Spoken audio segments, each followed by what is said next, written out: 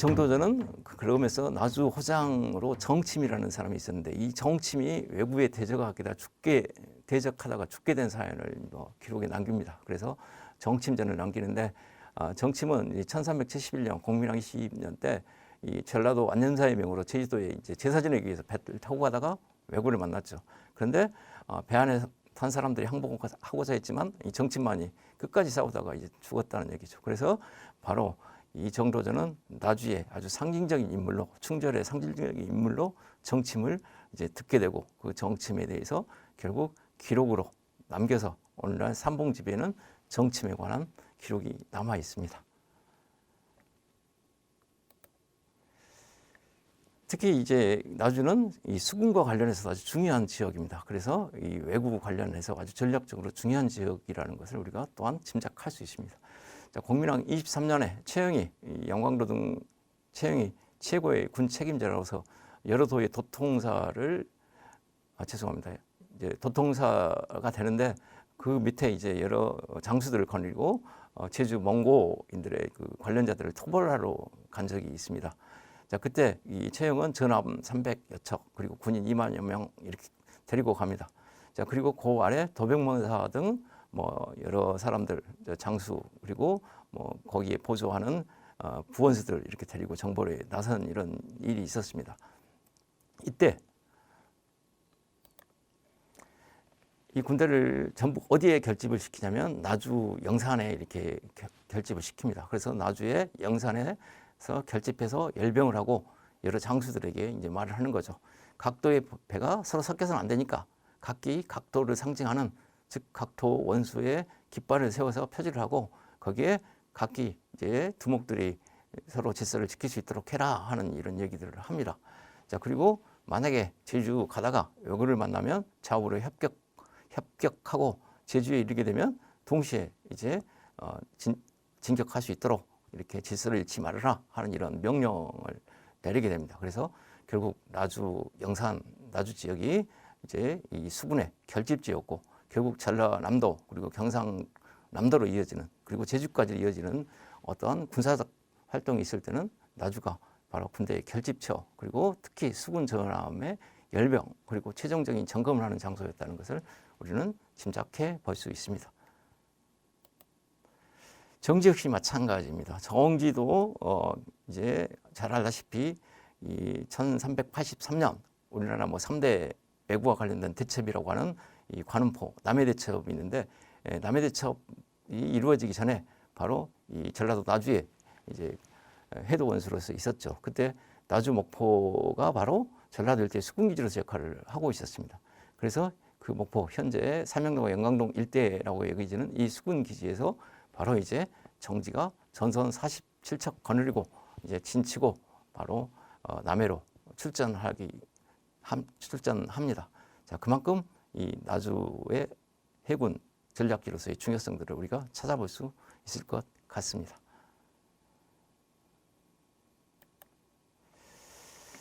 자, 그래서 이제 정리해 보자면 나주 지역은 수군 기지로서 자리하는 동안 당연히 뭐 지역 사람들, 특히 나주 지역 사람들의 뭐 고통, 뭐 어려움, 수고로움도 컸을 겁니다. 자, 근데 또한 나주는 수군 기지뿐만 아니라 전라도 육군의 주요 거점이기도 합니다. 자, 그래서 애구의 방어와 관련해서 파견된 전라도 원수, 도순문사, 병마사 등 군 지휘권자는 물론 전라도를 행정상 총괄하는 도 안념사 등 지방관들이 자주 이제 나주를 드나듭니다. 그만큼 중앙 군 지휘권자들 그리고 중앙 지방의 행정 지휘권자들이 나주를 드나든다는 것은 좋은 의미로 받아들이면 나주의 그러한 전략적 그리고 행정적 군사적 위상을 얘기하기도 하지만 나주의 백성들은 그만큼 힘든 또 대가를 좀 지불할 수밖에 없는 이런 상황이었다라고 볼 수 있겠습니다.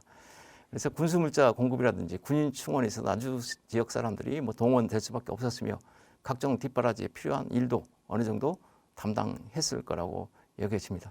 그러나 어쨌든 전라도가 나주를 중심으로 해서 왜구로부터 어느 정도 안전성을 확보할 수 있었던 것은 바로 나주가 있었기 때문에 가능했던 건 아닌가 이렇게 생각해 볼 수 있겠습니다.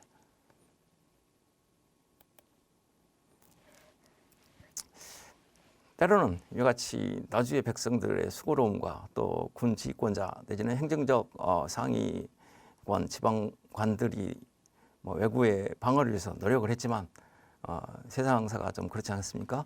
또 그러한 상황을 또 역이용해서 자기의 이익이나 자기의 안전만을 도모하는 사람은 어느 시대나 어느 지역이나 있기 마련입니다.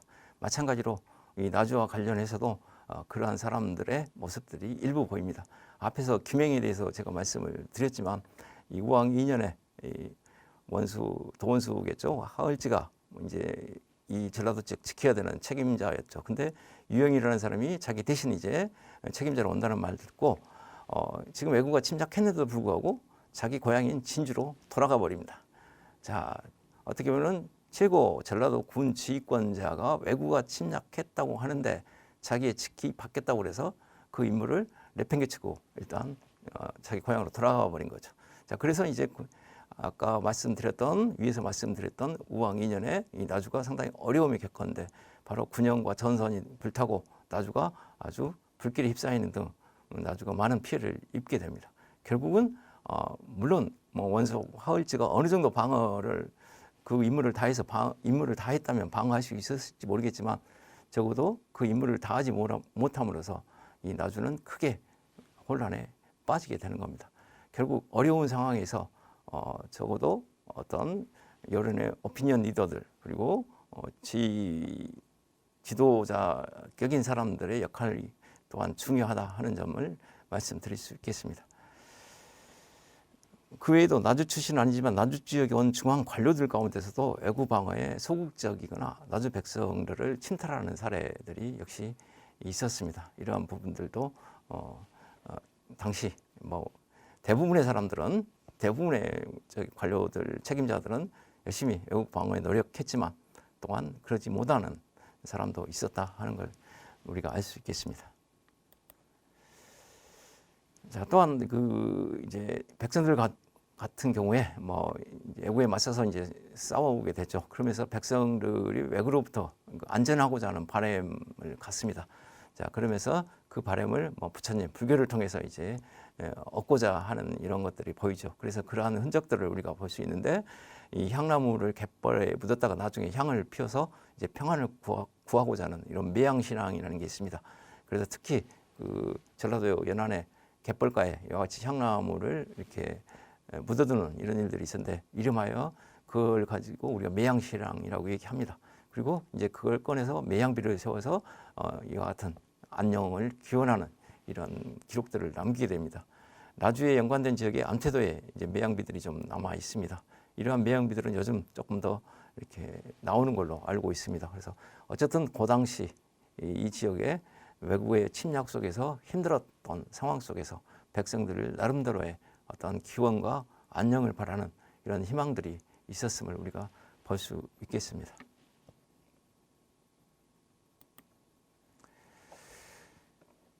앞서서 말씀드렸지만 역시 백성들은 이제 외국의 침략으로 해서 재산을 뺏기고 또는 집이 불태워지고 때로는 포로로 잡혀가고 또 목숨을 아끼기도 하고 또 바다에 접해 있는 지역들은 다른 곳으로 이사를 가기도 했습니다.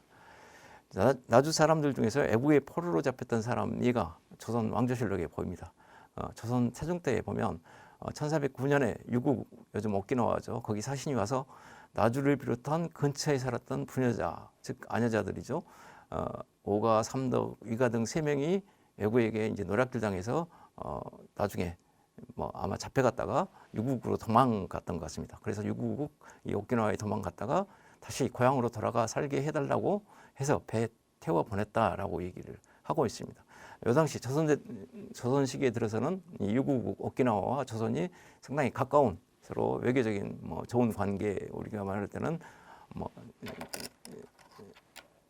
기미 관계라고도 얘기하지만 어쨌든 서로 좋은 관계였기 때문에 아마 그와 같은 조치를 취했던 것 같습니다.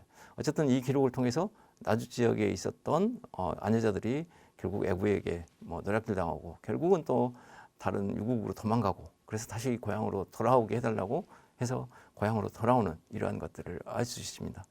결국 이러한 불행한 일들이 이 외국의 침략으로 인해서 발생했고 이와 같은 사례는 꽤 많았을 겁니다. 자, 그래서 외국에게 잡혀간 사람들에 대한 세환, 즉 돌려보내라고 하는 이런 정책들 그리고 요청들이 이제 고려 후기부터 계속 우왕대 이후에 있었던 거고, 그러한 부분을 통해서 다시 돌아온 사람들에 대한 기록들도 남아 있습니다.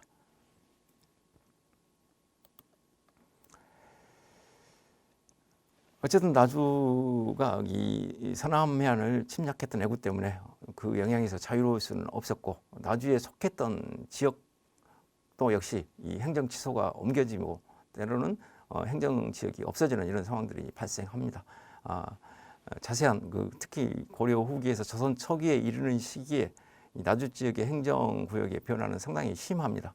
그러나 그러한 부분들은 다 제가 제외하고 일단 외부와 직접적으로 관련이 있는 것으로만 보여지는 몇 가지 예만 말씀드리겠습니다. 일단 나주목 관할하에 있던 진도가 이제 충종왕 2년에 외구 침략으로 몰락해서 치소가 육지로 이동하는 사건이 발생합니다. 그리고 나주의 석현이었던 앞해도 역시 외구가 침략해서 백성들의 이동이 있었고, 앞해현은 나주 남쪽 40리 정도로 치소가 옮겨지게 되는 이런 일이 발생합니다. 그리고 석현이었던 장산현, 지금 장산도죠. 여기 백성들도 외구로 말미암아서 지금 현재 나주 남쪽 왕공면 장산이 일대로 이렇게 옮겨져 옵니다. 그래서 장산이 되는 거죠. 그리고 흑산도 사람들, 원래 영산이라고 얘기하는데 이 흑산도 사람들도 나주 남포로 옮겨와서 임시로 거주하게 되고, 이것이 바로 영산현이 됩니다. 이와 같이 서남의 선 사람들이 외구의 침략으로 나주목 인근 지역으로 옮겨와 살게 되고, 따라서 치소도 옮겨지고, 자, 그러면서 조금 더 안전한 나주목 치소를 중심으로 백성들이 모이게 됩니다. 자, 그에 따라서 외구의 침략에 어려움과 고통은 받지만 나주목은 이제 산물도 집적되고 더욱더 사람들도 모이는 이러한 중요한 고점으로 또 탈바꿈되는, 탈바꿈이라기보다는 좀 더 한 단계 변화, 진전되는 이런 상황도 발생하게 됩니다. 특히 영산 제가 말씀 안 드리고 넘어가겠습니다만 잠깐 언급하자면 흑산도 애구 침략해 와서 결국 흑산도 사람들이 나주 남포에 오면서 이제 영산역 만들어지는데, 그 유명한 흑산도 홍어 문제가 홍어가 바로 영산포의 명물로 자리 잡게 됐다는 것은 나주와 관련된 여러 기록 그리고 현재 자료들, 특히 나주 시민들은 잘 알고 계실 겁니다. 그래서 그 부분에 대한 언급은 이 정도로 마치겠습니다. 그러나 어쨌든 영산현이 또 새롭게 형성되면서 나주는 수군 기지로서 영역이 확대되고 새로운 물산의 집적지로서 또 영역이 넓어지는 점도 간과할 수는 없을 것 같습니다. 또한 영산형 형성과 더불어서 이제 곡식 등 세금을 바다를 통해서 이제 중앙으로 옮겨가기 위한 조창, 이 창고에도 영향을 주게 됩니다. 고려시기 나주 일대의 세금은 나주 해릉창, 통진포라고 얘기합니다. 이 해릉창을 통해서 바닷길로 옮겨졌는데 외구의 침략으로 저장과 운반이 어렵게 됩니다. 자, 그래서 이 통진포 해릉창 역할이 이제 불가능하게 되죠. 자, 그러자 광주 출신 노승이라는 사람이 공양왕 1년에 전라도 도관사사로 와서 이 조창을 다시 정비하게 됩니다. 즉 창고를 정비하는 게 되죠. 그러면서 나주 지역 가운데 물가에 언덕이 있으면서 높고 넓은 지역인 곳을 찾게 됩니다. 자, 그래서 목포의 영산, 그게 바로 영산인데 영산에 성을 쌓고 이제 조창을 만듭니다. 그게 바로 영산이 있었던 삼영동, 지금 현재 택촌마을 인근이라고 알려져 있습니다. 자, 그리고 이 택촌마을 인근에는 글을 기리는 여기 비문이 기록 남아 있습니다. 그래서 그건 참고하시면 되겠고, 가시다 보면 길가에 세워져 있기 때문에 금방 쉽게 찾아볼 수 있을 겁니다. 노승의 경우에 나주 판관, 그리고 그 당시에는 이제 지방에 이렇게 전직 관료들이 좀 살고 있었습니다. 그래서 전 개성윤, 김중광 같은 여러 사람들에게 명령해서 영산의 조창 감독을 맡기게 합니다. 그리고 당연히 이 지역 백성들이 징발돼서 이 읍성 조창 만들고 또 성곽도 쌓게 되는 거죠. 그러면서 이제 나주의 영산창이 만들어져서 이 나주의 영산창은 조선 중종대 폐쇄되기까지 전라도 일대의 세금 운반 집적지로서 역할을 하게 됩니다. 자, 결국 이것도 애구가 침략해서 나온 결과라고 말씀을 드릴 수 있겠습니다. 자, 그러면서 이제 도관찰사 노승은 여전히 애국의 침략이 끊기지 않자 뭐 바닷가 마을들이 텅 비게 되고 또 기강도 무너지게 되고 그러니까 또 백성들 살기 힘들고 그래서 이제 국가에 백성들 세금을 3년 동안 면제해 주도록 합시다라고 이제 요청해서 그와 같은 조치를 받아내게 됩니다. 결국 가장 어려운 건 백성들이었고 백성들에게 생계를 그나마 생계의 걱정을 덜어줄 수 있는 방법은 세금을 면제해 주는 조치였을 겁니다. 그래서 결국 도관찰사 노승은 상당히 나중에 칭송을 받게 됩니다. 자, 그리고 역시 노승은 좋은 제도 정비하고 이 백성들 고통을 덜어주기 위한 몇 가지 방책들을 제시해서 그 당시에 이제 백성들의 어려움을 치유하고자 했습니다. 아마 이쯤에서 애국 지금 현재 그 나주 읍성이 일부 남아 있습니다만은 그 읍성은 아니고요. 나주 지역 방어를 해서 정례에 있었던 나주 읍성도 이제 수리되고 보강되었을 겁니다. 이 나주 읍성은 요 당시까지 이 수리할 요 당시 조선으로 넘어가기 전까지만 하더라도 뭐 토성 아니었겠나 이렇게 생각합니다. 자, 이 부분은 제가 뭐 전공하는 사람은 아니라서 정확하게 말씀드리기는 어렵지만 이제 토성에서 돌로 된 석성으로 넘어가는 과정 아닌가 싶습니다. 어쨌든 뭐 읍성도 수리 보강해서 또 다른 침략에 이제 대비했을 거라고 여겨집니다. 자, 여기까지 그 전라도 지역과 나주 지역의 외구 관련된 외구 침략과 관련된 말씀을 드렸습니다. 제가 한 30분 정도 이 부분을 할애해서 얘기를 드리고 이 정지에 대해서 한 70분 얘기해서 100분을 이렇게 말씀드릴 생각이었는데 한 10분 정도 좀 초과가 됐습니다.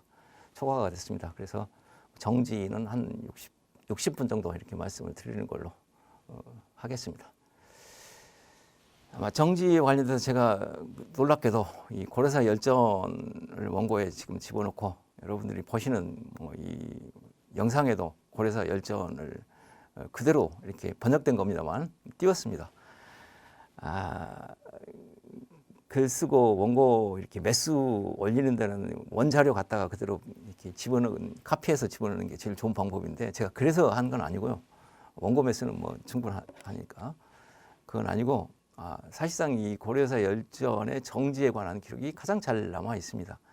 자, 그러면 우리가 정지에 대해서 궁금한 게 꽤 있는데 그 궁금한 것들은 고려사 열전을 열심히 우리가 조금 눈여겨서 이렇게 몇 군데 살펴보면 궁금한 점도 발견할 수 있고 그 궁금한 점에 대한 해결책도 일부는 나올 수 있기 때문에 그렇습니다. 그래서 제가 고려사 열전을 해석본을 그대로 올리고 여기에 빨간색으로 제가 표기를 글씨 색깔을 지금 빨간색으로 해놓은 게 있는데 이 빨간색으로 해놓은 이 부분들이 바로 지금까지 정지에 대해서 얘기하고 정지에 대해서 여러 글에서 여러 매체에서 얘기한 사람들이 얘기했던 궁금했던 그리고 서로 견해가 다른 그리고 사실 여부가 조금 애매한 이런 부분들이 이 빨갛게 제가 표기했던 부분에 다 들어 있습니다. 자, 그래서 이런 부분을 중심으로 해서 일단 열전을 제가 어떤 점에 대해서 우리가 좀 관심을 가지고 봐야 되나 하는 건 얘기하고 정지 활동에 대해서 구체적으로 좀 더 살펴보도록 하겠습니다.